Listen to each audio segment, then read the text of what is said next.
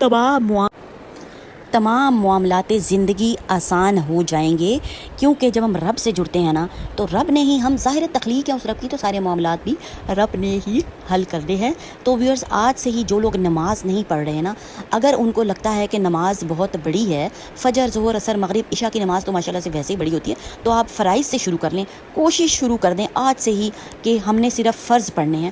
یقین کریں ویورز، آہستہ آہستہ آپ کا دل خود ہی چاہے گا، رب تعالیٰ اپنے آپ سے جوڑنا شروع کر دے گا، کیونکہ رب نے ہدایت بھی اس کو دینی ہے جس نے ہدایت کا خیال کرنا ہے کہ مجھے ہدایت حاصل کرنی ہے۔ اب ہم یہ نہیں کہہ سکتے کہ جی ہمیں تو کسی نے ہدایت ہی نہیں دی، کسی نے بتایا نہیں، ایسا نہیں، اس دور میں تو بالکل بھی نہیں کہہ سکتے۔